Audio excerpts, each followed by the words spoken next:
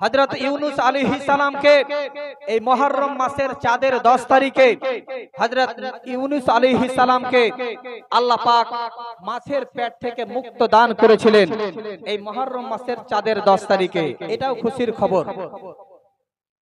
আল্লাহর নবী সাল্লাল্লাহু আলাইহি ওয়াসাল্লাম মদিনাতে তাশরিফ নিয়ে গেলেন। যখন নবী আমার মদিনাতে গেলেন তো দেখলেন মদিনার ইহুদিরা এই চাঁদের 10 তারিখে একটা করে রোজা রাখছে। আল্লাহর নবী সাহাবায়ে কেরামগণকে জিজ্ঞাসা করলেন যে ব্যাপারটা কি বলো তো, এই ইহুদিরা চাঁদের 10 তারিখে মুহররম মাসের চাঁদের 10 তারিখে তারা রোজা রাখে কেন? সাহাবায়ে কেরামগণ যখন জিজ্ঞাসা করলেন, সাহাবায়ে কেরামগণকে উত্তরে বললেন যে আমরা এই জন্য রোজা রাখি যে এই মুহররম মাসের চাঁদের 10 তারিখে আল্লাহ পাক হযরত মূসা আলাইহিস সালামকে সমুদ্রের মধ্যে রাস্তা দান করে হযরত মূসা আলাইহিস সালামকে পার করে দিয়েছিলেন এবং ফিরাউনকে এই নদীর মধ্যে গার্ক করে ডুবিয়ে তাকে ধ্বংস করে দিয়েছিলেন। এই শুকরিয়াতে আমরা রোজা রাখি।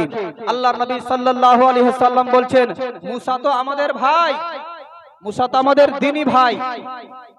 আল্লাহর নবী তখন সাহাবায়ে কেরামগণকে বললেন যে তোমরাও এই মুহররম মাসের চাঁদের 10 তারিখে রোজা রাখবে এবং আমিও রোজা রাখবো। জোরে বলেন সুবহানাল্লাহ। আল্লাহর নবী সাল্লাল্লাহু আলাইহি ওয়াসাল্লাম আরো সাহাবায়ে কেরামগণকে বললেন, আমার সাহাবায়ে কেরামগণ শোনো, আমি যদি আগে বছর পর্যন্ত যদি বেঁচে থাকি তাহলে আমি 2টা করে রোজা রাখবো। জোরে বলেন সুবহানাল্লাহ। বুখারী শরীফের হাদিস। কারণ ইহুদিরা শুধু চাঁদের 10 তারিখেই একটা রোজা রাখে, আমরা 2টা রোজা রাখবো যেন ইহুদিদের সাথে আমাদের মিল যেন না হয়। ইহুদিরা একটা রাখে, আমরা চাঁদের 9 তারিখ এবং 10 তারিখ 2টা রোজা রাখবো, বা 10 তারিখ এবং 11 তারিখ।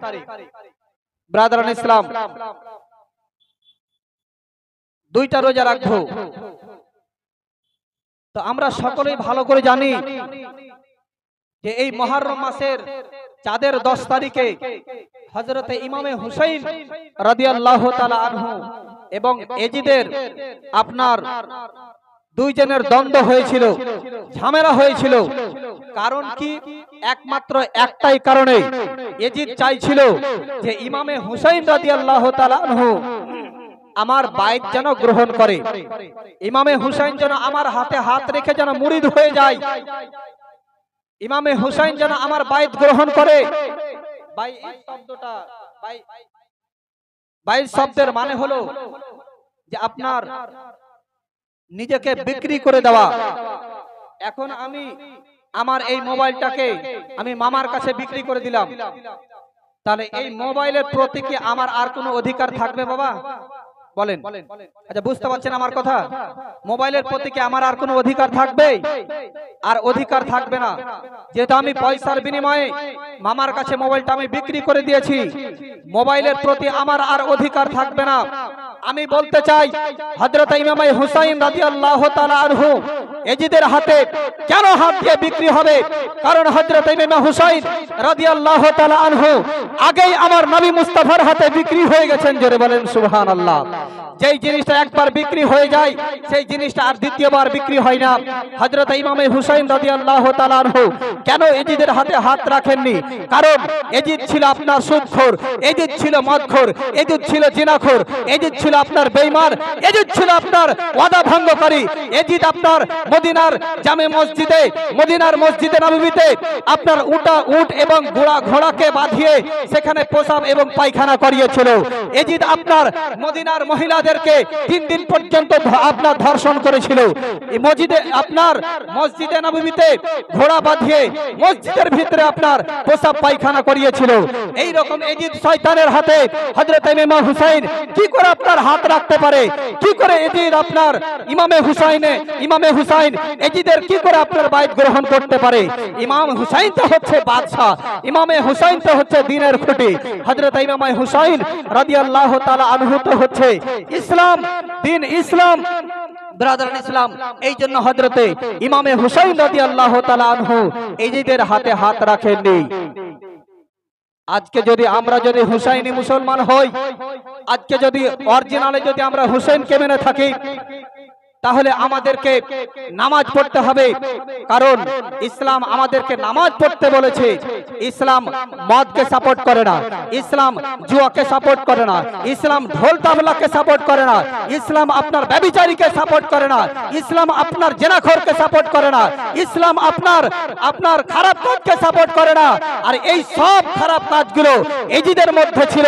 এই জন্য হযরত ইমামে হুসাইন রাদিয়াল্লাহু তাআলা আনহু এজিদের হাতে হাত দেননি, এজিদের বাইতকে গ্রহণ করেনি, এজিদকে আপনার আমিরুল মুমিনিন বলে আপনার মেনে নাইনি। হযরত ইমামে হুসাইন রাদিয়াল্লাহু তাআলা আনহু জানতেন যে আমি এজিদের হাতে আমি কোনোদিন হাত রাখবো না, এর ফল আমার খুবই খারাপ হবে। কারণ এজিদ আমাকে হত্যা করবে, আমার ছেলেকে হত্যা করবে, আমার মেয়েকে হত্যা করবে। আমার কোনো দুঃখ নেই, আমার সব চাইতে, আমার ছেলে চাইতে, আমার মেয়ে চাইতে, আমার পরিবার চাইতে সব থেকে আমার কাছে দিন ইসলাম হলো অতি উত্তম। জোরে বলেন সুবহানাল্লাহ। আমি ঈমানকে বিক্রি করতে পারবো না। এই জন্য হযরতে ইমামে হুসাইন রাদিয়াল্লাহু তাআলা আনহু এজিদের হাতে হাত দিয়ে আপনার বাইত গ্রহণ করে নাই। বাপজিরা আমার, ইমামে হুসাইন রাদিয়াল্লাহু তাআলা আনহুর আমরা যদি মাননেওয়ালা হই, তাহলে আমাদেরকে নামাজ পড়তে হবে। ইমামে হুসাইনের যদি আমরা মাননেওয়ালা হই, আমাদেরকে সুদ ছাড়তে হবে। আমরা যদি ইমামে হুসাইনের মাননেওয়ালা হই, তাহলে আমাদেরকে ঘুষ ছাড়তে হবে। ইমামে হুসাইনের যদি আমরা মাননেওয়ালা হই, তাহলে আমাদেরকে ঢোল তাবলা ছাড়তে হবে। আমরা যদি ইমামে হুসাইনের মাননেওয়ালা হই, বড়দের শ্রদ্ধা সম্মান করতে হবে। আমরা যদি ইমামে হুসাইনের মাননেওয়ালা হই, ছোটদের প্রতি মায়া মমতা করতে হবে। আমরা যদি ইমামে হুসাইনের মাননেওয়ালা হই, তাহলে মা বাবার সাথে ভালো ব্যবহার করতে হবে।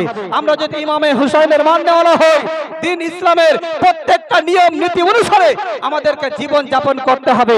তাহলে আমরা নিজেকে ইমামে হুসাইনের মাননেওয়ালা বলে পরিচয় দিতে পারবো। জোরে বলেন সুবহানাল্লাহ।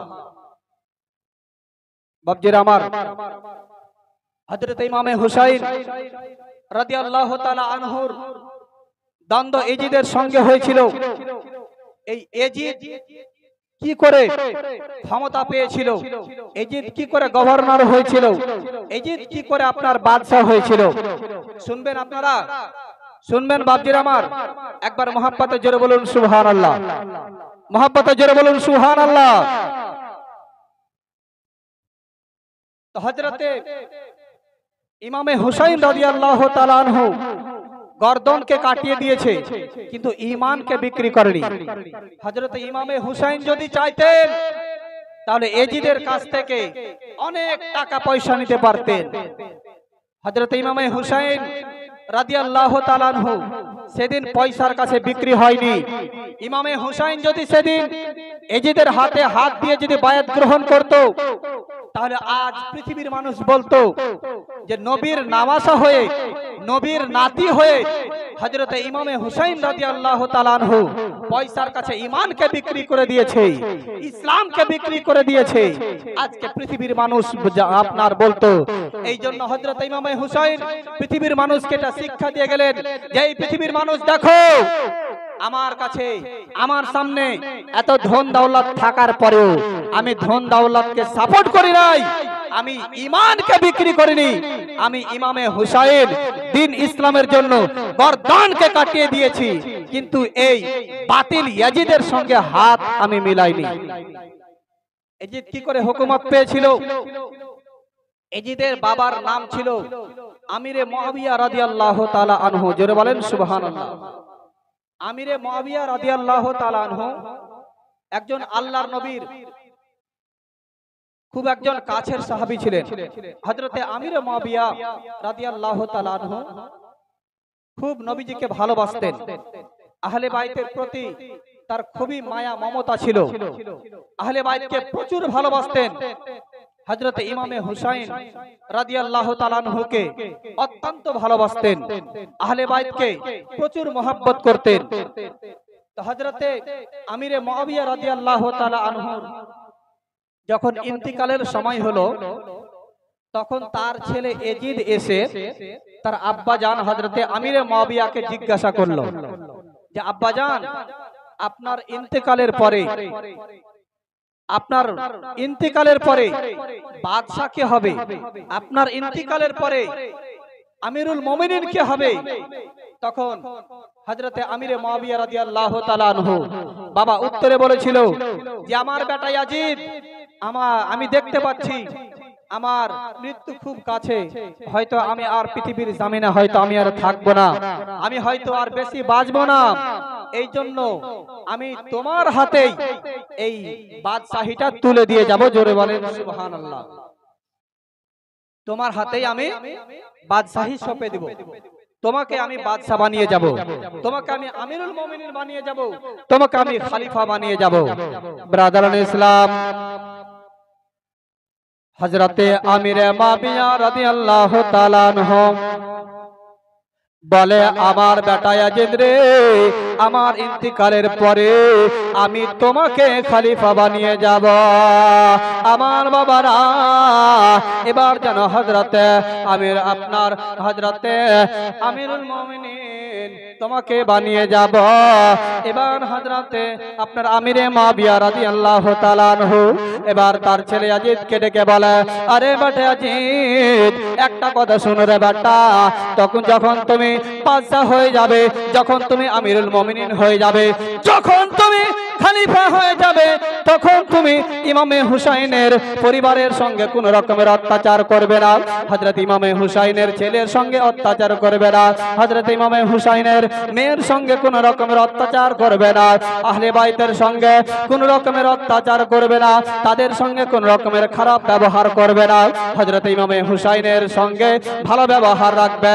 আরে বেটা ইয়াজিদ, আর একটা কথা ভালো করে শোনো রে বেটা, যখন তুমি কোনো কাজ করার উদ্দেশ্য নেবে, যখন তুমি কোন উদ্দেশ্য নেবে, তখন হযরত ইমামে হুসাইন রাদিয়াল্লাহু তাআলা আনহুর সঙ্গে বসে আলোচনার মাধ্যমে হযরত ইমামে হুসাইন রাদিয়াল্লাহু তাআলা আনহু যদি তোমাকে পারমিশন দেয়, যদি তোমাকে অর্ডার দেয়, তাহলে তুমি সেই কাজটা করবে গো, নচেত তুমি সেই কাজটা করবে না। আরে বেটা ইয়াজিদ শোনো, হযরত ইমামে হুসাইন যদি তোমাকে পারমিশন দেয়, তাহলে সেই কাজটা তুমি করবে।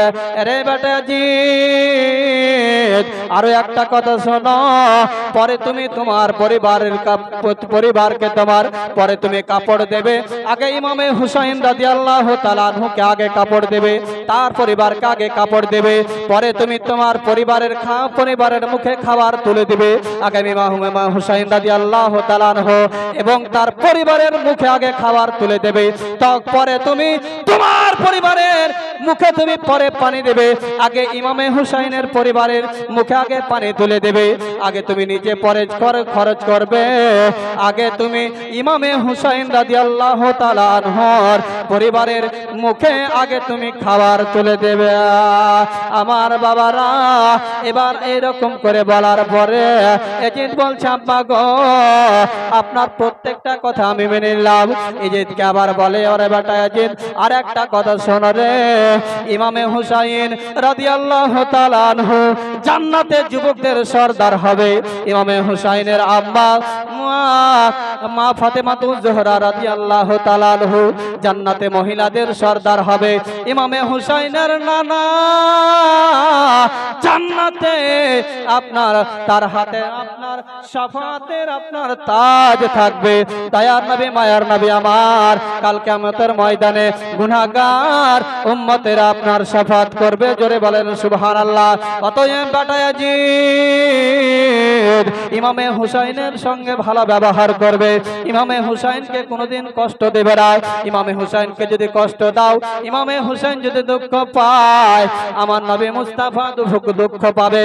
আমার নবী মুস্তাফা যদি দুঃখ পায়, আমার স্বয়ং আমার আল্লাহ দুঃখ পাবে। আমার আল্লাহ যদি দুঃখ পায়, তোমার ঠিকানা হবে জাহান্নামের মধ্যে। সেদিন আমি তোমার কোনো দায়িত্ব নেব না। অতএব ইমামে হুসাইনের সঙ্গে ভালো ব্যবহার করবে, ভালো সলুক করবে।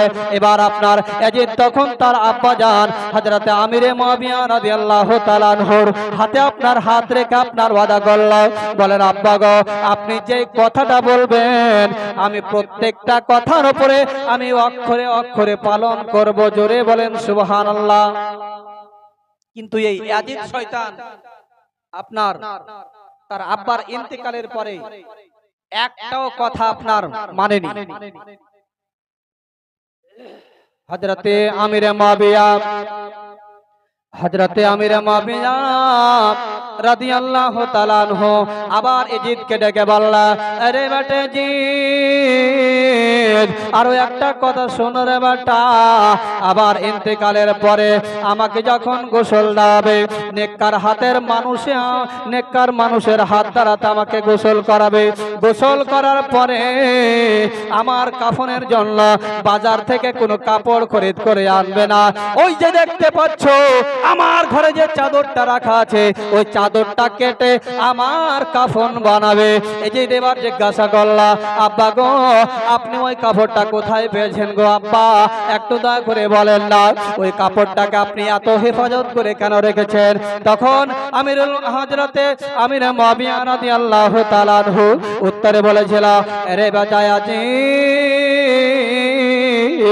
ওই কাপড়টাকে আমি এই জন্য এত হেফাজত করে রেখেছি, একদিন আমি নবীর দরবারে গেলাম, দয়ার নবী মায়ার নবী আমার ইসলামের দর্শ দিচ্ছে সাহাবায়ে কেরামগণকে, আমি গেলাম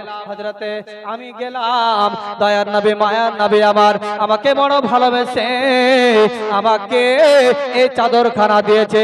সেই দিন থেকে আমি ইরাদা করে নিয়েছি যে যখন আমি মৃত্যুবরণ করব, আমার এই কাপড়টাকে আমি আপনার কাফনের কাপড় বানাবো। জোরে বলেন সুবহানাল্লাহ। অতএব এই কাপড়টাকে আমার কাফনের কাপড় বানাবে। আর একটা কথা শোনো, ওই যে আমার ঘরের মধ্যে তুমি আমার মাল দৌলত টাকা পয়সা দেখতে পাচ্ছ, সোনা চাঁদি দেখতে পাচ্ছ, সে আমার খাজানের মধ্যে একটা রুমাল রাখা আছে।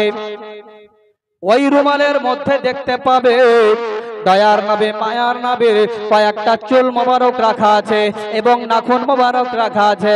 আরে বেটাজি, যখন তুমি আমাকে কবরের মধ্যে রেখে আসবে, তখন ওই চুল এবং নাখুনটাকে আমার চোখের উপরে রেখে দেবে, আমার মুখের উপরে রেখে দেবে, যেন আমি আল্লাহর দরবারে যেন আমি নবীর দরবারে যখন আমি যাব, আমার আল্লাহ যেন নবীর ওসিলাতে আমার সকল জীবনের গুনাহ খাতা মাফ করে দেয়। দেখেন আলে নবীর প্রতি কতটা ভালোবাসা ছিল আমিরে মুআবিয়া রাদিয়াল্লাহু তাআলা আনহুর, কতটা মহব্বত ছিল রে বাবা, হুসাইনের প্রতি কতটা মহব্বত ছিল।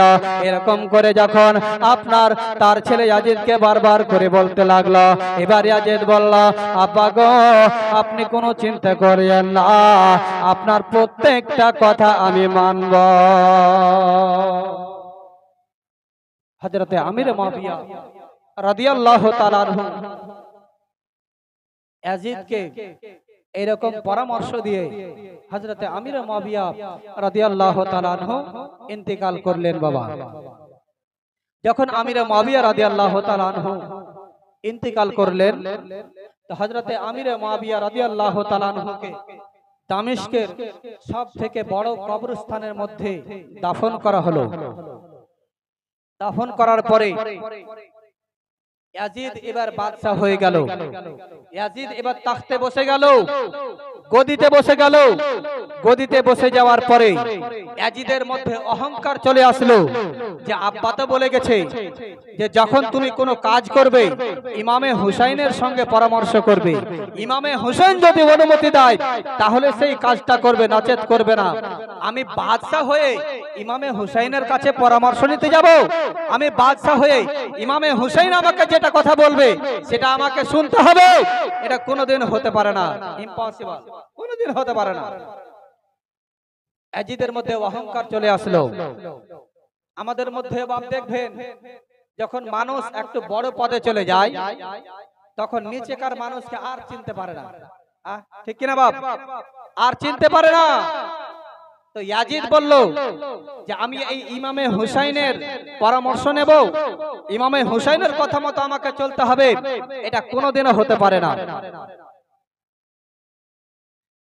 কোনোদিনও হতে পারে না। তখন ইয়াজিদ মনে মনে চিন্তা করলো যে আমি তো এখন তাখতে বসে গেছি, গদ্দিতে বসে গেছি, আমার এলাকার সকল মানুষ আমাকে আমিরুল মুমিনিন বলে মেনে নিয়েছে। এখন যদি আমি একটা চিঠি লিখে খত লিখে মদিনাতে যদি পাঠিয়ে দিই, মদিনা থেকে যদি ইমামে হুসাইন এবং আব্দুর রহমান বিন আবু বকর এবং আব্দুল্লাহ ইবনে জুবাইর এবং আব্দুল্লাহ ইবনে উমর, এই চারজন যদি আমাকে আমিরুল মুমিনিন বলে যদি মেনে নেয়, তাহলে আমাকে মদিনার সকল মানুষ আমিরুল মুমিনিন বলে মেনে নেবে, আমাকে বাদশা বলে মেনে নেবে। ব্রাদারান ইসলাম, তখন সেই জালিম বাদশা ইয়াজিদ তখন একটা খাত লিখলো, একটা চিঠি লিখলো। চিঠি লিখে মদিনার গভর্নর হযরতে ওয়ালিদ বিন উতবার কাছে চিঠি পৌঁছে দিল। সেই চিঠির মধ্যে লেখা ছিল, এই ওয়ালিদ বিন উতবা শোনো, আমি ইয়াজিদ আমার বাবার ইন্তিকালের পরে আমি তাখতে বসেছি, আমি বাদশা হয়ে গেছি। একটা কথা ভালো করে শোনো, হযরতে ইমামে হুসাইনকে আমার নামে বায়াত গ্রহণ করতে বলো। আমার নামে যেন হযরতে ইমামে হুসাইন যেন আমার বায়াত গ্রহণ করে নাই, আব্দুর রহমান যেন আমার বায়াত গ্রহণ করে নাই, আব্দুল্লাহ যেন আমার বায়াত গ্রহণ করে নাই। এরা চারজন যদি আমার বায়াত গ্রহণ করে নাই, তাহলে মদিনার সকল মানুষ আমার বায়াতকে গ্রহণ করে নেবে। আর তারা যদি আমার বায়াতকে যদি গ্রহণ না করে, তাহলে তাদের মাথাকে কেটে এই চিঠির উত্তরের সাথে তাদের মাথাকে আমার দরবারে পাঠাবে। এই কথাগুলো চিঠিতে লিখে আপনার ইয়াজিদ বাদশা মদিনার গভর্নরকে পাঠিয়ে দিলেন। মদিনার গভর্নরকে আরো বললেন, এই মদিনার গভর্নর শোনো, তুমি যদি ইমামে হুসাইনের প্রতি যদি দয়া করো, রহম করো, তাহলে তোমার বাদশাহী কেড়ে নেব, তোমাকে জেলের মধ্যে বন্দী করে দেব, তোমাকে হত্যা করে দেব। হযরতে ওয়ালিদ বিন উতবা যখন এই চিঠিটা যখন পেয়েছিল, চিঠিটা পড়ার পরে হযরতে ওয়ালিদ বিন উতবার যখন এই চিঠিটা যখন পড়লেন, পড়ার পরে হযরতে ওয়ালিদ বিন উতবার মাথা আর ঠিক করে না। কারণ হযরতে ওয়ালিদ বিন উতবা আপনার অত্যন্ত আহলে বাইতকে ভালোবাসতেন, হযরতে ইমামে হুসাইনকে ভালোবাসতেন, আমার নবীজিকে ভালোবাসতেন। হযরতে ওয়ালিদ বিন উতবা তখন কি করলেন, সেই চিঠিটা পড়ার পরে তখন মনে মনে চিন্তা করতে লাগলেন, আল্লাহ, এখন যদি ইমামে হুসাইনকে যদি আমি এই নাপাক ইয়াজিদের হাতে যদি আমি বাইত হতে বলি, ইমামে হুসাইন যদি আমার প্রতি যদি নারাজ হয়ে যায়, তাহলে আমার দুনিয়া আখেরাত দুটোই বরবাদ হয়ে যাবে। আর যদি ইয়াজিদের কথা যদি আমি না মানি, তাহলে ইয়াজিদ আমাকে হত্যা করে দেবে, ইয়াজিদ আমার বাদশাহীকে কেড়ে নেবে, ইয়াজিদ আমাকে জেলের মধ্যে বন্দী করে দেবে। এখন আমি কি করব, আমি চিন্তা করছি। ব্রাদারান ইসলাম, তো হযরতে ওয়ালিদ বিন উতবা এই চিন্তা ভাবনা করতে করতে মাশওয়ারার জন্য, পরামর্শের জন্য মারওয়ানকে ডাকলেন। মারওয়ান কে ছিল? যে মারওয়ানের ব্যাপারে আমার দয়ার নবী মায়ের নবী বলেছেন যে মারওয়ান হচ্ছে একটা গিরগিটির মতো। তো যেই মানুষটাকে আল্লাহর নবী গিরগিটি বলেছে, ওই মানুষটার কাছে কি ভালো পরামর্শ পাওয়া যাবে বাবা? আচ্ছা বলেন, ভালো পরামর্শ পাওয়া যাবে? ওই জায়গা মতো রং পাল্টাবে। আল্লাহর নবী সাল্লাল্লাহু আলাইহি ওয়াসাল্লাম মদিনার মাটিতে যখন তাশরিফ নিয়ে আসলেন, মদিনার মহিলারা তার নিজেদের ছেলেদেরকে আল্লাহর নবীর কাছে আপনার ফুক দেওয়ার জন্য নিয়ে যেতেন। তো এই আপনার মারওয়ানকে তার নানা এবং নানি দয়ার নবী মায়ের নবীর কাছে নিয়ে গেছেন। আমার দয়ার নবী এই মারওয়ানকে দেখে বলছেন, এটা হচ্ছে গিরগিটির বেটা, এই জায়গা মতো রং পাল্টাবে, কোন সময় আপনার মুসলমানদের পক্ষে কথা বলবে, আবার কোন সময় কাফিরদের পক্ষে কথা বলবে। এটা হচ্ছে এই জন্য এই মারওয়ান হচ্ছে গিরগিটি। মারওয়ানের সঙ্গে যখন ওয়ালিদ বিন উতবা যখন পরামর্শ করলেন, তখন ওয়ালিদ বিন উতবাকে তখন সে মারওয়ান বলল যে এই ওয়ালিদ বিন উতবা, এখন তুমি হচ্ছে মদিনার গভর্নর, মদিনার প্রেসিডেন্ট, মদিনার বাদশা। আগে ইমামে হুসাইন এবং তার আহলে বাইতের কিছু মানুষকে ডাকো, তারাকে বুঝিয়ে বলো যে তোমাদেরকে ইয়াজিদের বায়াত গ্রহণ করতে হবে। তারা যদি ভালো মতো যদি গ্রহণ করে নেয় তাহলে তো ভালোই ভালো, আর যদি গ্রহণ না করে তাহলে তাদেরকে হত্যা করে দাও। ওয়ালিদ বিন উতবা এই কথাটা শোনার পরে ওয়ালিদ বিন উতবা তখন বলছেন যে এ মারওয়ান, তুমি আওলাদে রাসূলকে, নবীর নওয়াসাকে হত্যা করে দেওয়ার তুমি পরামর্শ দিচ্ছ, এই পরামর্শটা তোমার আমি কোনোদিন মানতে পারবো না। তাহলে একটা কাজ আমি করতে পারবো যে ইমামে হুসাইনকে ডেকে শুধু আমি এতটুকুই বলতে পারবো যে ইয়াজিদ আপনাকে বাইত গ্রহণ করতে বলেছে, এতটুকুই করতে পারবো, এর চাইতে আর বেশি কিছু করতে পারবো না। তো বাপজিরা আমার,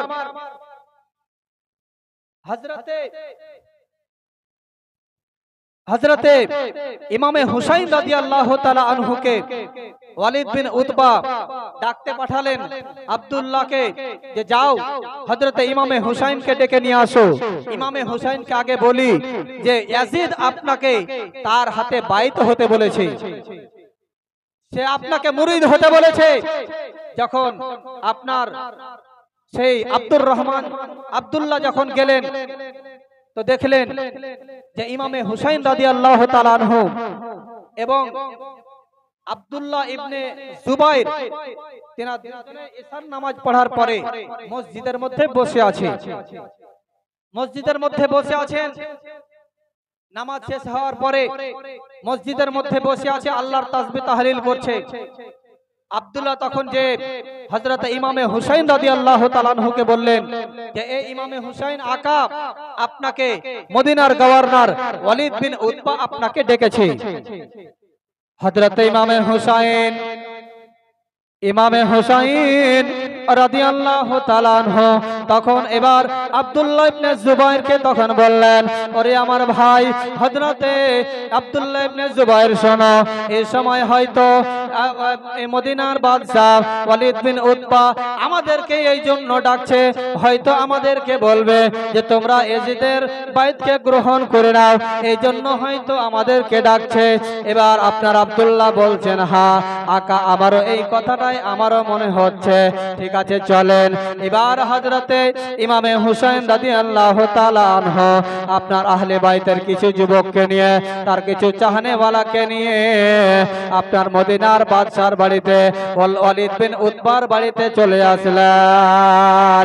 আসার পরে তখন আপনার সেই যুবকদেরকে বলছেন, এরে যুবকের একটা কথা শোনো গো, আমি ঘরের মধ্যে প্রবেশ করছি, যদি আমার আওয়াজ যদি উঁচু হয়ে যায় তাহলে তোমরা ঘরের মধ্যে আসবে, নচেৎ তোমরা বাইরে দাঁড়িয়ে থাকো। এবার হযরত ইমামে হুসাইন রাদিয়াল্লাহু তাআলা আনহু এবার আপনার কিছু সাথী সঙ্গীকে নিয়ে এবার ওয়ালিদ বিন উতবার বাড়িতে চলে গেলেন। ওয়ালিদ বিন উতবার বাড়িতে যাওয়ার পরে আবার যখন ঘরের মধ্যে প্রবেশ করলেন, ইমামে হুসাইন রাদিয়াল্লাহু তাআলা আনহুকে দেখে ওয়ালিদ বিন উতবা আপনার চেয়ার ছেড়ে দিলেন, বলেন, আকা হুসাইন আপনি চারে বসুন। এবার হযরত ইমামে হুসাইন রাদিয়াল্লাহু তাআলা আনহু চারে বসার পরে বলে, এই ওয়ালিদ বিন উতবা, এত রাত্রে আমাদেরকে কেন ডেকেছে বলো না? এবার ওয়ালিদ বিন উতবা এবার তখন বলছে, আকা হুসাইন আমাকে ক্ষমা করবেন, এত রাত্রে আপনাকে আমি ডেকে পাঠিয়েছি, কর্তব্য তো ছিল গো যে আমি আপনার দরবারে যেতাম, কিন্তু আকা হুসাইন এমন কিছু কথা আছে গো যেটা মানুষের সামনে বলা যাবে না। আকা হুসাইন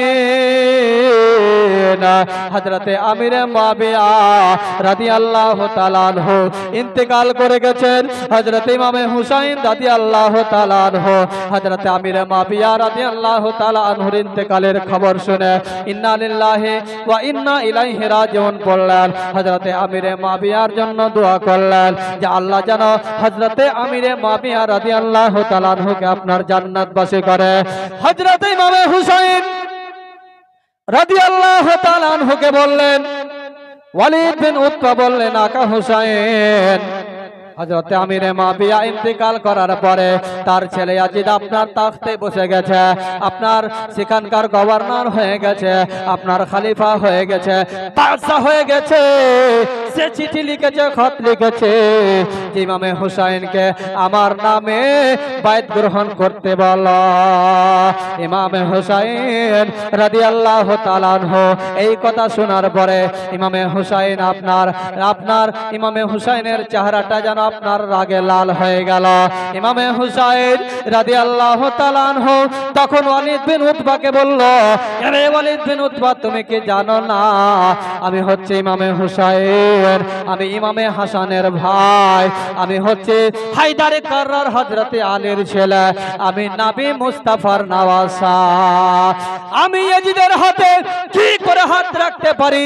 যে আপনার ইয়াজিদ আপনার সুদখোর, যে ইয়াদি আপনার মদখোর, যদি আপনি আপনার ইয়াজিদ শরীয়তের বিরোধী কাজ করে, যে ইয়াজিদ আপনার জিনা করে, যে ইয়াজিদ আপনার মিথ্যা কথা বলে, যে ইয়াজিদ আপনার মানুষকে হত্যা করে, যে ইয়াজিদ আপনার মদিনার আপনার মসজিদে নববীতে আপনার ঘোড়া বেঁধে উট বেঁধে যে ইয়াজিদ আপনার পেশাব পায়খানা করাতে পারে, আমি সেই ইয়াজিদের হাতে কি করে আমি হাত রাখতে পারি? যেই হাতের মধ্যে আমার আব্বা জান হযরতে হায়দারে কাররার আলিয়া মুর্তজা চুমো দিয়েছে, যেই হাতের মধ্যে আমার বড় ভাই ইমামে হাসান রাদিয়াল্লাহু তাআলা আনহু চুমো দিয়েছে, যেই হাতের মধ্যে হযরত আবু বকর চুমো দিয়েছে, যেই হাতের মধ্যে হযরত উমর ফারুক চুমো দিয়েছে, যেই হাতের মধ্যে উসমানের জন্য রায়ন চুমো দিয়েছে, যেই হাতের মধ্যে হযরতে আপনার হযরতে বিলাল আহসি চুমো দিয়েছে, যেই হাতের মধ্যে আল্লাহর নবীর অসংখ্য সাহাবায়ে কেরামগণ চুমো দিয়েছে, যেই হাতের মধ্যে আমার মা চুমো দিয়েছে, এই হাতটাকে আমি নাপাক হাজিদের হাতে আমি কি করে হাতটা দিতে পারি বলো? তখন ওয়ালিদ বিন উতবা বললেন যে হুজুর, তাহলে আপনি ইয়াজিদের বাইতকে গ্রহণ করবেন না? ইমামে হুসাইন বললেন না। ইমামে হুসাইন রাদিয়াল্লাহু তাআলা আনহু জানতেন যে আমি যদি ইয়াজিদের হাতে যদি আমি হাত না দিই, ইয়াজিদের বাইত যদি আমি গ্রহণ না করি, তো এই ইয়াজিদ জালিম শয়তান আমার ছেলেকে হত্যা করবে, এই ইয়াজিদ শয়তান আমার মেয়েকে হত্যা করবে, এই ইয়াজিদ শয়তান আমার সমস্ত পরিবার পরিজনকে হত্যা করে দেবে। কিন্তু ইমামে হুসাইন রাদিয়াল্লাহু তাআলা আনহুর কাছে নিজের বেটির চাইতে ইসলাম হলো আপনার উত্তম, নিজের বেটার চাইতে ইসলাম হচ্ছে উত্তম, নিজের ছেলের চাইতে ঈমান হচ্ছে উত্তম। হযরত ইমামে হুসাইন বলে, আমার পরিবার যদি কারবালার প্রান্তরে যদি শহীদ হয়ে যায়, আমার ছেলের লাশ আমার চোখের সামনে থাকবে, আমি হুসাইন দেখতে পারবো। আমার মেয়ের লাশ আমার চোখের সামনে থাকবে, আমি হুসাইন দেখতে পারবো। আমার ছেলের লাশ আমার চোখের সামনে থাকবে, আমি দেখতে পারবো। আমার বোনের লাশ আমার চোখের সামনে থাকবে, আমি দেখতে পারবো। আমার চোখের সামনে আমার ভাগনার লাশ থাকবে, আমি দেখতে পারবো। কিন্তু আমার সামনে যখন নবী মুস্তাফার ইসলামের প্রতি যখন কোনো আঁচ আসবে, যখন ইসলামকে মিটার কেউ চেষ্টা করবে, আমি হুসাইন এটা কোনদিন মেনে নিতে পারবো না। যারা বলেন সুবহানাল্লাহ, কোনদিন আমি মেনে নিতে পারবো না। এই জন্য আমি ইয়াজিদকে কোনদিন সাপোর্ট করব না। এতে আমার জান থাক বা যাক, আমি কোনদিনও ইয়াজিদকে সাপোর্ট করব না। বাপজিরা আমার, তো হযরতে ইমামে হুসাইন রাদিয়াল্লাহু তাআলা আনহু ওয়ালিদ বিন উতবার বাড়ি থেকে এই রায় দিয়ে আসছেন। হযরত ইমামে হুসাইন রাদিয়াল্লাহু তাআলা আনহুর চোখ দিয়ে ঝরঝর করে পানি পড়ছে। হযরত ইমামে হুসাইন রাদিয়াল্লাহু তাআলা আনহুর চোখ দিয়ে ঝরঝর করে পানি পড়ছে, আর চিন্তা করছেন যে এই ইয়াজিদ জালিম শয়তান আজকে আমাদেরকে এই মদিনার মাটিতে ভালো করে থাকতে দেবে না। এই ইয়াজিদ শয়তান আমাদের উপরে অত্যাচার করবে। হযরত ইমামে হুসাইন রাদিয়াল্লাহু তাআলা আনহু এই চিন্তা ভাবনা করতে করতে আপনার যাচ্ছে, সামনে নানা মুস্তাফার কবর দেখতে পেয়ে হযরত ইমামে হুসাইন রাদিয়াল্লাহু তাআলা আনহু নানার কবরটাকে জড়িয়ে ধরে বলছে, নানা আপনি ইসলামের জন্য মক্কার কাফিরদের অত্যাচারে আপনি মক্কাকে ছেড়ে এই মদিনাতে এসেছিলেন, হয়তো আমার এই মদিনাতে আর থাকা হবে না। আমার মন তো চাই না নানা যে আপনার দরবার ছেড়ে আমি মক্কাতে যাই, কিন্তু এই জালিম এজিদের অত্যাচারে হয়তো মক্কা এই মদিনাতে হয়তো আমার আর থাকা হবে না। নানা, যদি আপনি জীবিত থাকতেন, যদি হায়াতে থাকতেন, আপনার সঙ্গে একটু পরামর্শ করে নিতাম। নানা, আমার যদি বড় ভাই থাকতো, বড় ভাইয়ের কাছ থেকে আমি পরামর্শ নিতাম কি করা যায়। আমার মা যদি থাকতো, আমি মায়ের কাছ থেকে পরামর্শ নিতাম, মাগো কি করা যায়, কি সিদ্ধান্ত নেওয়া যায়। এখন আমার বাবাও নাই, আমার মাও নাই, নানা আপনিও নেই। এই জন্য আমি কার কাছে অনুমতি নেব, কার কাছে আমি পারমিশন নেব, কার সঙ্গে একটু আমি আলোচনা করব। তখন নবী মুস্তাফার মাজার থেকে আওয়াজ এসেছিল, এই হুসাইন শোনো, তোমার বোন জাইনাব এখনো বেঁচে আছে, যাও হুসাইন, জাইনাবের কাছ থেকে তুমি পরামর্শ করো, জাইনাবের কাছে পরামর্শ করো, জাইনাবের কাছ থেকে পরামর্শ নাও। এবার হযরত ইমামে হুসাইন রাদিয়াল্লাহু তাআলা আনহু বাড়িতে গেলেন, তো দেখছেন বোন জাইনাব কোরআনের তেলাওয়াত করছে, জোরে বলেন সুবহানাল্লাহ। এই কোরআনের তেলাওয়াত দেখে হযরত ইমামে হুসাইন দূরে দাঁড়িয়ে আছেন।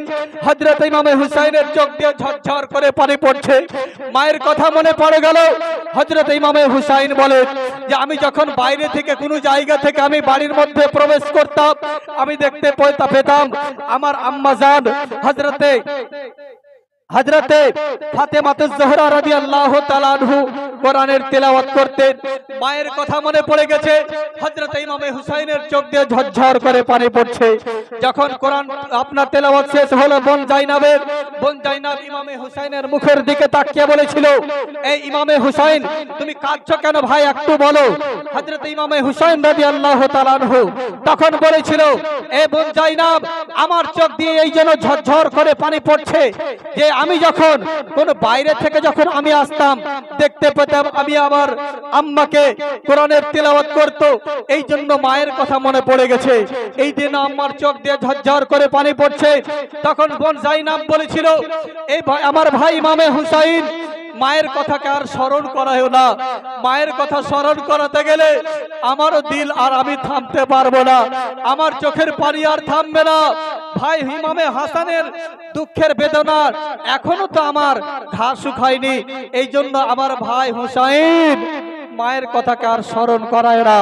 আব্বাজিরা আমার তখন বোন জাইনাবের সঙ্গে আলোচনা করলেন।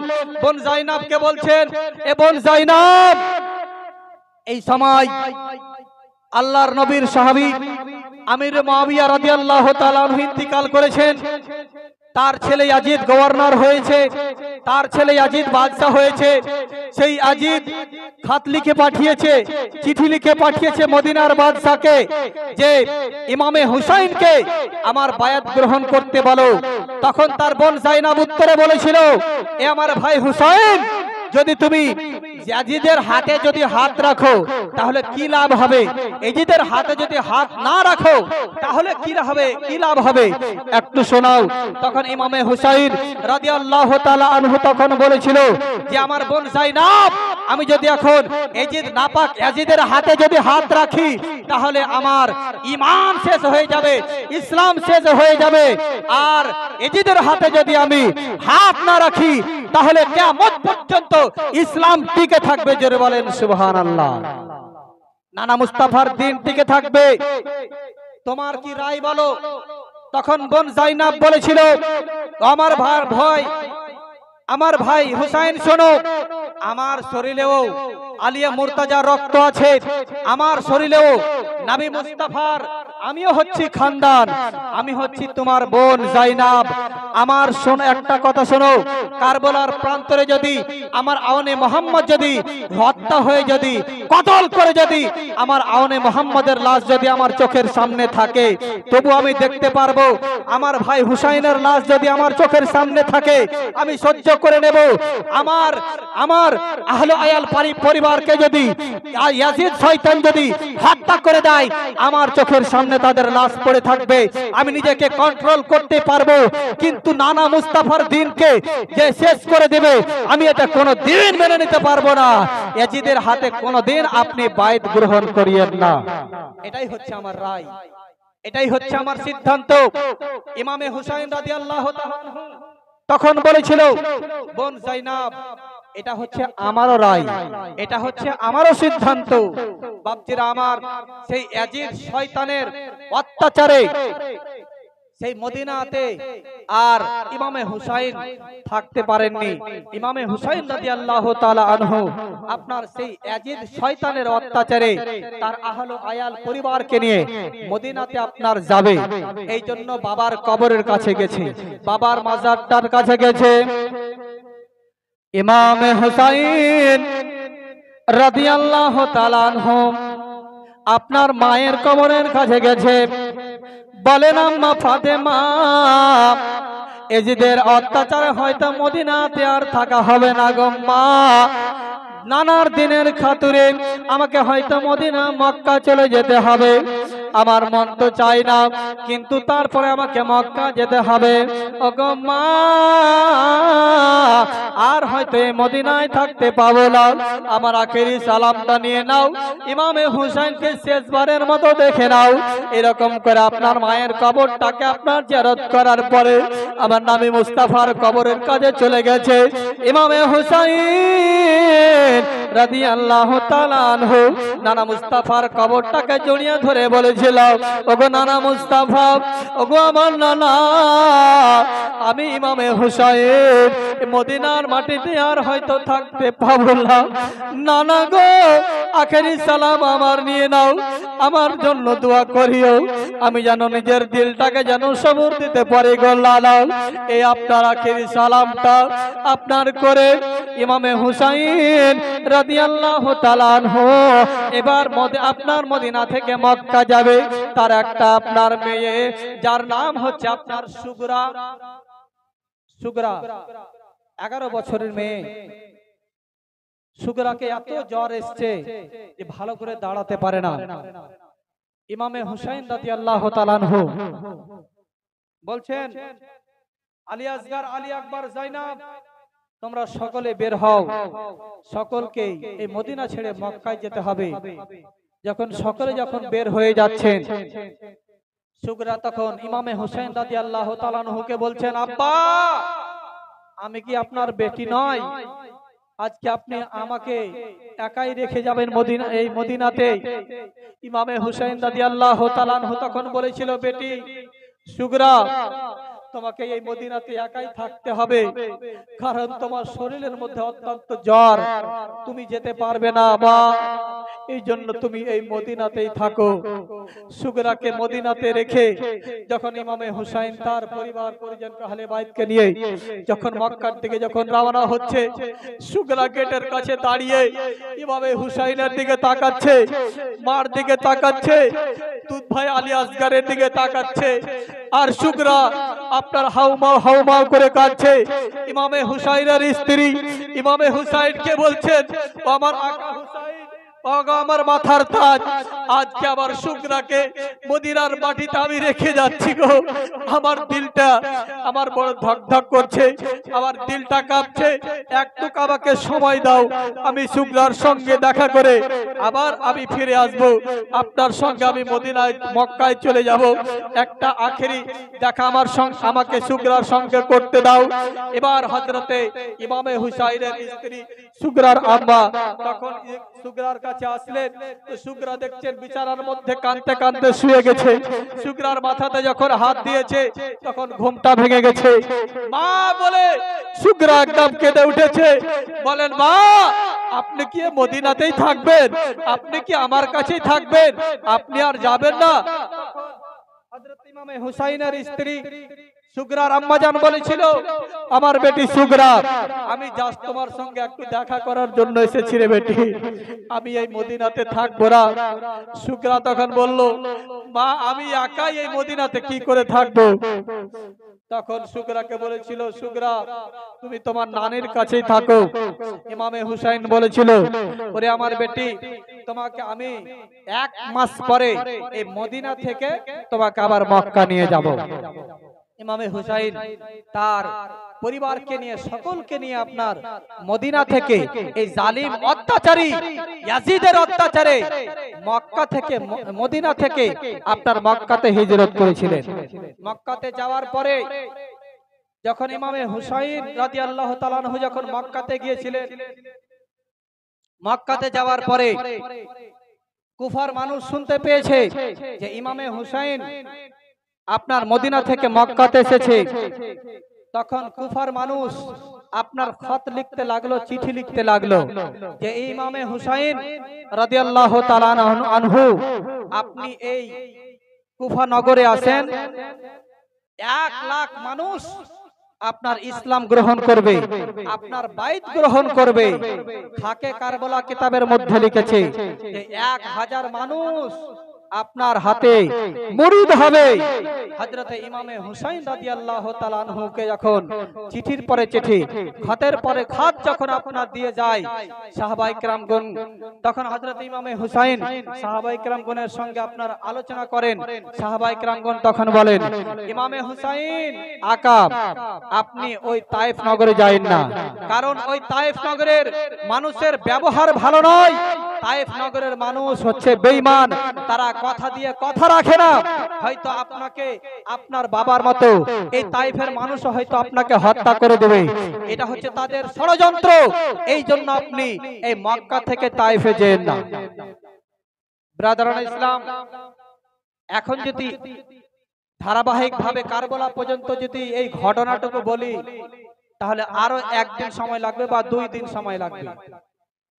কিছুক্ষণ পরেই তো আপনাদের প্রধান অতিথি চলে আসবে। তো যাই হোক বাপজির আমার, একবার মুহাব্বতে দরুদ শরীফ পড়ুন।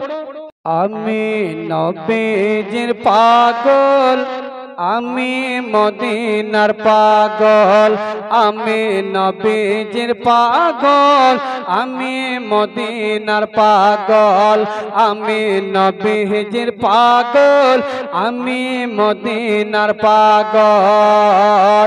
মদিনার ধুল বালি মোর, মদিনার ধুল বালি মোর নয়নের কাজল, আমি নবীজির পাগল, আমি মদিনার পাগল, আমি নবীজির পাগল, আমি নবীজির পাগল, আমি মদিনার পাগল, আমি নবীজির পাগল। মহাব্বতে জোরে বলুন সুবহানাল্লাহ। শুনিলে মদিনার কথা ভুলতে পারি সকল ব্যথা, শুনিলে মদিনার কথা ভুলতে পারি সকল ব্যথা, শুনিলে মদিনার কথা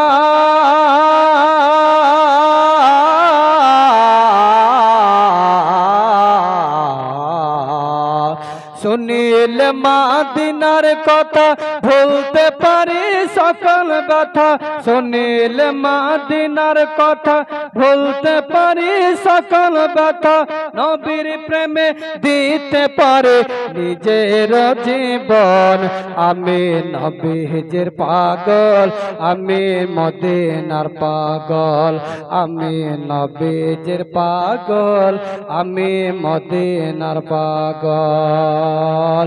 মদিনার ধুল বালি মোর, মদিনার ধুল বালি মোর নয়নের কাজল, আমি নবীজির পাগল, আমি মদিনার পাগল। আমার রোগের সকল ওষুধ দয়াল নবীর সালাম দরুদ, আমার রোগের সকল ওষুধ দয়ার নবীর সালাম দরুদ, আমার রোগের সকল ওষুধ,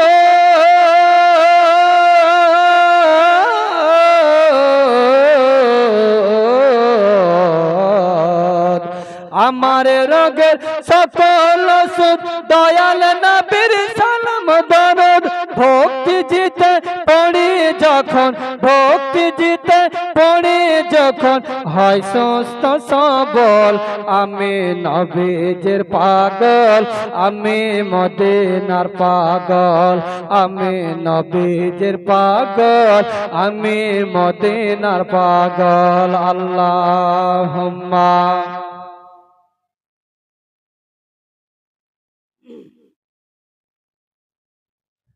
মাওলানা মুহাম্মদ ওয়ালা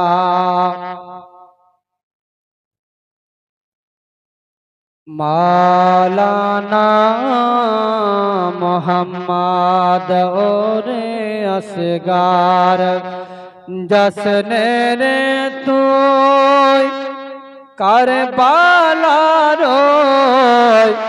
ময়দানে,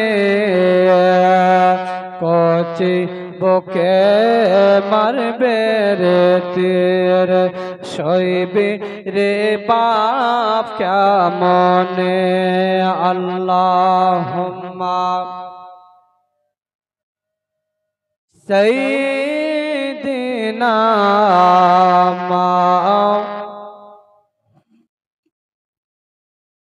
ওয়ালা আলে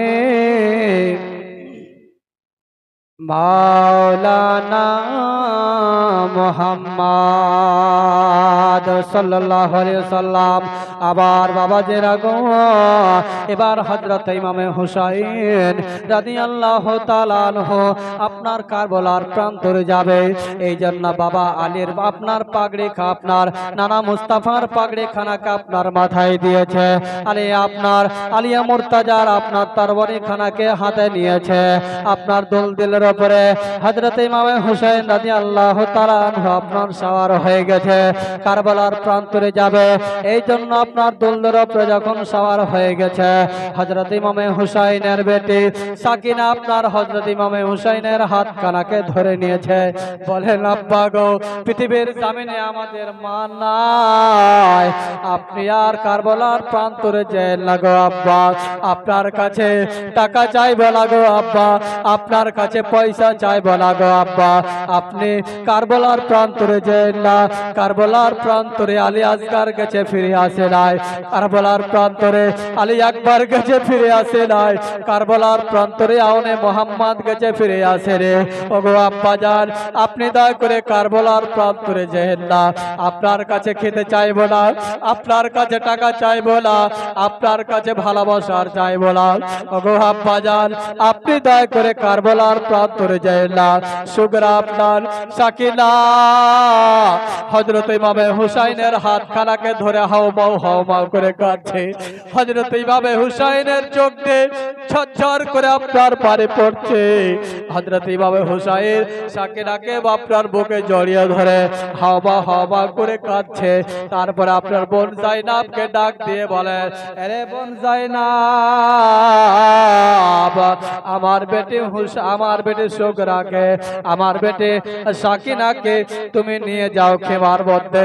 আমার সাকিনাকে পৃথিবীতে কোনোদিন কষ্ট দিও না রে, আমি হয়তো আর পৃথিবীর জমিনে থাকবো না, এখন আমি কারবালার প্রান্তরে যাব গো। আমি যদি কারবালার প্রান্তর থেকে যদি আমি ফিরে না আসি, আমার এই সাকিনাকে তুমি একটু ভালো করে দেখাশোনা করিও, আমার এই সাকিনাকে তুমি কষ্ট দিও না, আমার সাকিনাকে নিজের মেয়ের মতো তুমি ভালোবাসিও। আপনার জাইনাব তখন আপনার সাকিনাকে নিয়ে আপনার খিমার মধ্যে যাবে। হযরত ইমামে হুসাইনের ছেলে আপনার জ্বরে জর্জরিত হয়ে আছে। ইমামে হুসাইনের বেটা আপনার হযরত ইমামে হুসাইনের হাত এসে ধরে নিয়েছে।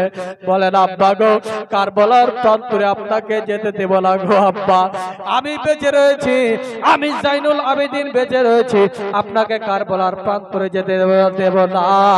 আমি কারবালার প্রান্তরে যে কাফিরদের সঙ্গে আপনার মোকাবিলা করব।